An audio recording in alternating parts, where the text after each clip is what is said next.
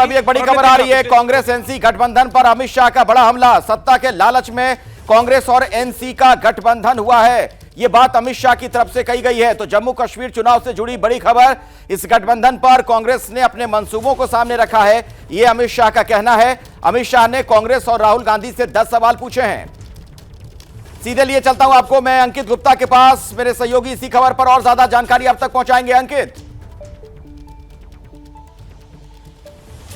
बिल्कुल, देखिए केंद्रीय गृह मंत्री अमित शाह ने यह बड़ा हमला किया है, सीधे राहुल गांधी से सवाल पूछे। सवाल क्या पूछे? सवाल यह पूछा है कि वो नेशनल कॉन्फ्रेंस जो कि अनुच्छेद 370 के खात्मे के बाद से लगातार ये कहती रही है कि वो अगर सत्ता में आएगी तो 370 को वापस लाएगी, क्या राहुल गांधी इसका समर्थन करते हैं? क्या वो नेशनल कॉन्फ्रेंस जो कि 370 की बात करती है और ये कहती है कि कश्मीर का एक अलग अस्तित्व है, क्या राहुल गांधी उसका समर्थन करते हैं? क्योंकि 370 और 35A के खात्मे के बाद में वो जम्मू कश्मीर जहां पर एक अलग जो है नियम कानून चलते थे, वो भारत का एक अभिन्न अंग पहले भी था, और जो 370 एक बाधा थी उसको दूर करके उसको जो है और पुख्ता किया गया है। क्या राहुल गांधी इसका समर्थन करते हैं? क्या पत्थरबाजों को लेकर के जो एनसी का रुख रहा है, यानी कि नेशनल कॉन्फ्रेंस, फारूक अब्दुल्ला और उमर अब्दुल्ला, क्या राहुल गांधी उसका समर्थन करते हैं? क्या जो है राहुल गांधी इस बात का समर्थन करते हैं कि जो पाकिस्तान हमारे देश में आतंकी घटनाएं करवाता है, आतंकियों को भेजता है, क्या उसके साथ में बातचीत करनी चाहिए? क्या क्योंकि फारूक अब्दुल्ला और उमर अब्दुल्ला की बात की जाए तो उनके इस तरीके के बयान लगातार आते रहे हैं कि पाकिस्तान के साथ में हमको बातचीत करनी चाहिए। ठीक है, तो अब इस पर जरा समझ लेते हैं कि वहां का समीकरण क्या कहता है। ये जो हमला किया जा रहा है, अमित शाह की तरफ से जो सवाल पूछे गए हैं, आसिफ मेरे साथ मौजूद है, हमारे सहयोगी।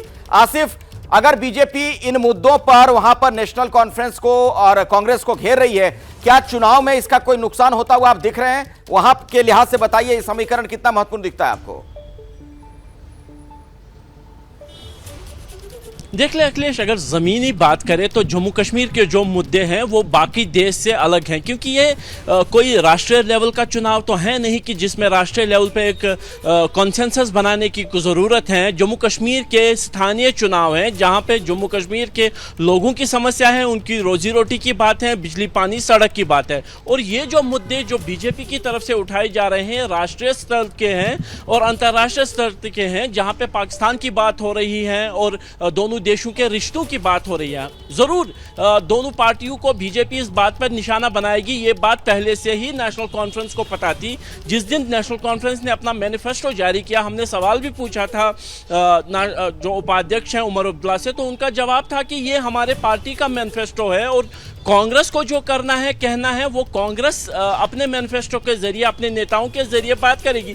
लेकिन ज़मीनी हकीकत नेशनल कॉन्फ्रेंस के अनुसार ये है कि लोग 370 के फैसले के हटाए जाने से नाखुश हैं। 370 हटने के बाद लोगों को खुशहाली नहीं मिली है, ये ऐसा उनका मानना है, और इसी को मुद्दा बनाते हुए वो लोगों के सामने जा रहे हैं, वोट मांग रहे हैं और सरकार बनाने तक का दावा कर रहे हैं। यानी ज़मीनी लेवल पे जो ये मुद्दे हैं, ये राजनीतिक होने के साथ साथ इमोशनल भी हैं, और इनको आधार बनाते हुए दोनों ही पार्टियां, कांग्रेस और नेशनल कॉन्फ्रेंस, तो लोगों से वोट मांग रहे हैं। बिल्कुल, और इन मुद्दों पर वहां की जनता क्या सोचती है उस पर चुनाव के नतीजे एक तरीके से मुहर लगाने का काम भी करेंगे।